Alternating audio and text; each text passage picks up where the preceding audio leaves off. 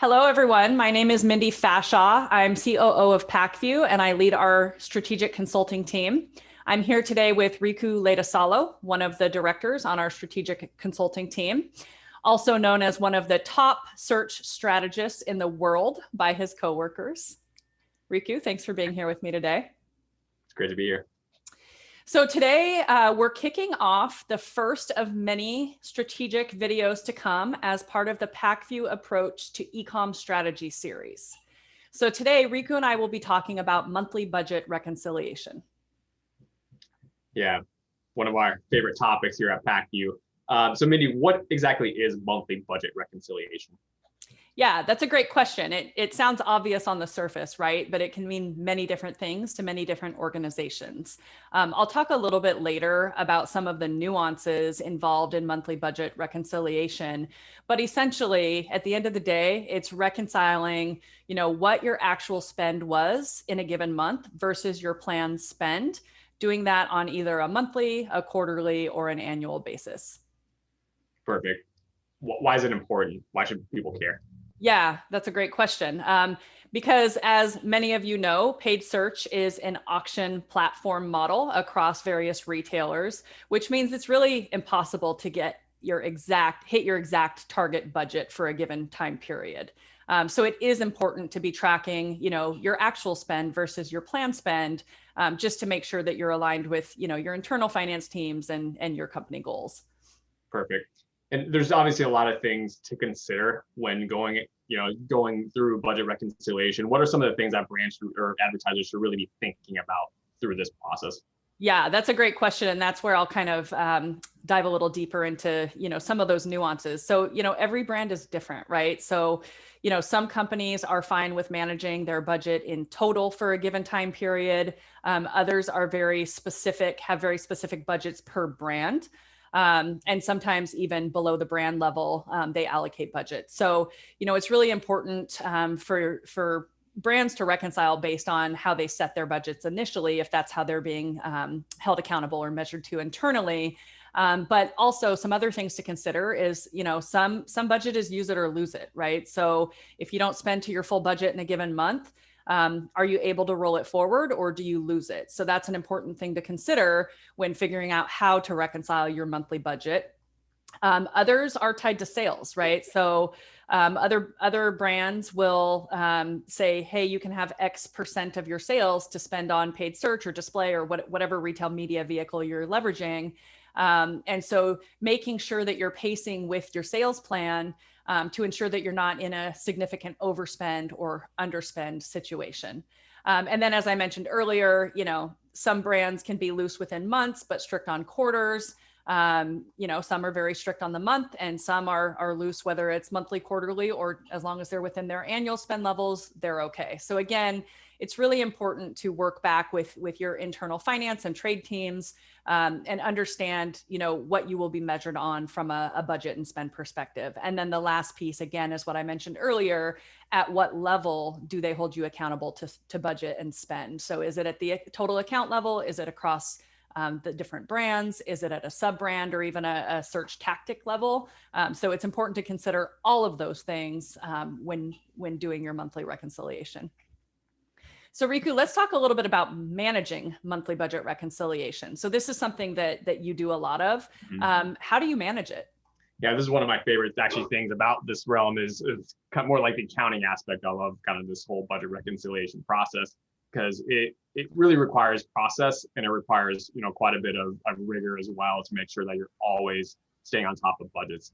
The two ways that you can really do it in this space is via shadow trackers, so just using Excel, where you're really taking data from whatever platform you're using to manage your advertising and creating some type of tracker that's not necessarily tied to like a technology platform, and you're using it to kind of identify how are you pacing over time, and then at the end of the month, how much did you over or underspend and buy? Because it's incredibly important to note that it's very hard to be right on the money or right on the dot with your budgets on a monthly basis.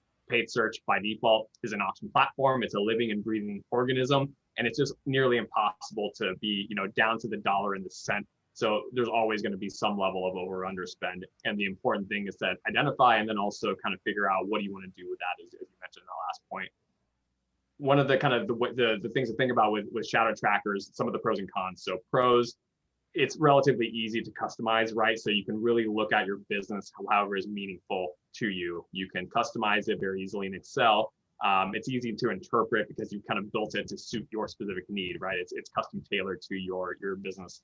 Cons, it can be time consuming to update. There's a lot of manual inputs required.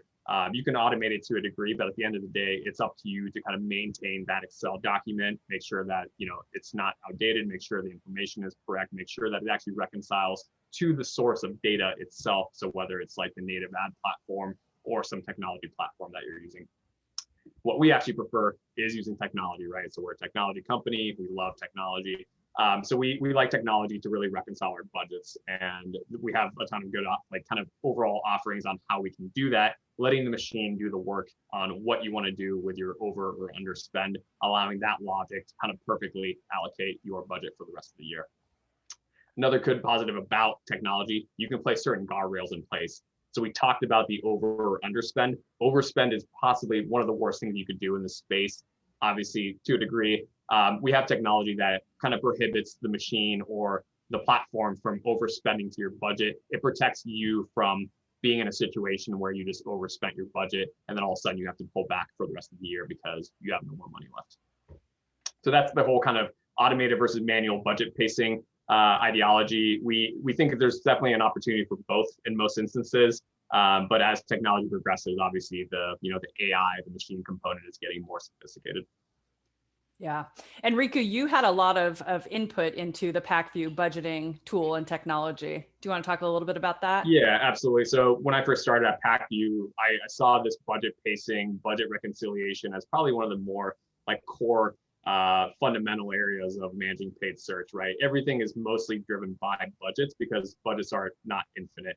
Every single brand has some type of limitation on, what does their funding situation look like? And my whole kind of personal philosophy on managing paid searches, it's all budget driven, right? Every single decision that I'm making is more so determined by what's the budget situation for that given day, that given month, that given year, because it's all about maximizing your efficiency, maximizing your sales with a finite set of resources. So that's where budgeting really is near and dear to my heart. And I use a lot of the stuff that I kind of built myself in Excel. And I took that philosophy to how we kind of built our budget manager. And so what you see in budget manager is exactly how I would be managing it by myself with a shadow tracker. So it was kind of cool to bring that to life that way. Yeah, great. Cool. And then in terms of just kind of overall implications, Mindy, what are some of the over underspend things that you should consider to make sure fiscal year budgets roll up? Yeah, that's a great question.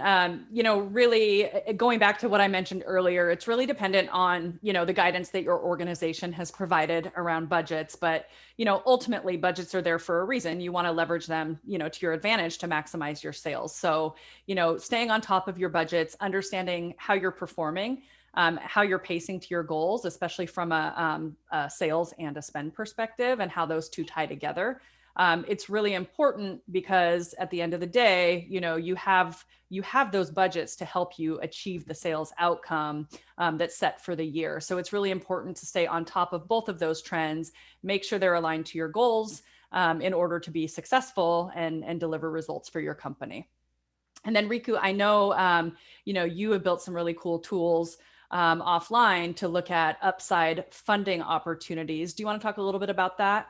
Yeah, absolutely. So this is one of the things that I, think is super important in the space. As we mentioned earlier, it's a living and breathing thing, this e-commerce as it is. We have no idea what's going to happen tomorrow. Traffic patterns are constantly fluctuating. You have these macro, catastrophe events like the COVID pandemic that hit last year that really shifted the landscape of e-commerce. And one of the things that, we're always kind of recommending to clients in our consulting engagements is, well, okay, so how can you best monetize or capture whatever traffic patterns, right? And that includes providing some type of upside funding opportunities. For example, are you overpacing for the current month? Is your budget not sufficient to really make sure you're capturing that influx of shoppers? And if that's the case, that's a perfect example of you to go back, to your teams and say hey, here's the current opportunity on site. We think that if you gave us X amount of money, this is what we could deliver in terms of incremental sales for you. So by having good pulse, by having all these budget processes in place, you can quickly identify when those opportunities arise. And that's been one of the biggest kind of overall takeaways from this kind of budgeting journey that we've undertaken here at Pacvue. Yeah, and then just going back to, making sure that you're on track to hit your sales number, that you're tying your budgets to your sales goals, and needing to make sure that you're on track. Otherwise, you may need to adjust your budget. To Riku's point, maybe adjusting your budget up if you're kind of maximized on performance and driving incremental sales, or maybe budgeting or adjusting your budget down because you're not meeting those goals. Absolutely. Yeah, but it is important to make sure that you're always on with advertising. So you definitely want to pace your budget so that you're not losing relevancy. Yeah, and one of the cool things you can do is you can identify who's doing it well and who's not doing it well. Because at the end of the month, generally speaking, a lot of brands do budget monthly. So if you notice all of a sudden that CPCs are dropping in the space, it's because probably some of your competitors are going dark because they had bad budget pacing, because they didn't reconcile budgets accordingly. So that's an opportunity for you to get some incremental efficiencies that maybe otherwise wouldn't have been there had you not had that type of controls over your own kind of funding situation. And that kind of takes us to the last point here in terms of what are the major implications. It's about building rapport. One of the things that I kind of learned in my previous life on the brand side is that the more control, the more kind of processes you can have in place and kind of establish to the person who holds the purse strings, right, which is going to be the brand team or the advertiser, that's building rapport. So if they know that you're accountable, if they know that you are being a good steward of their funding, that goes a long way in possibly some additional upside. Requests that we talked about earlier today. And also when you're planning next fiscal year, if you've proven out time again that you're going to have the best interest of the company and the brand dollars in mind, that's a great unlock right there. Great.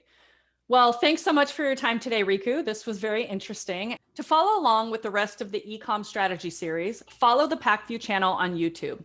For more tips and tricks, visit pacvue.com/blog. And finally, to learn how Pacvue's approach to strategic consulting can help your business, get in touch with us today. Thanks, Mindy. Thanks, Riku.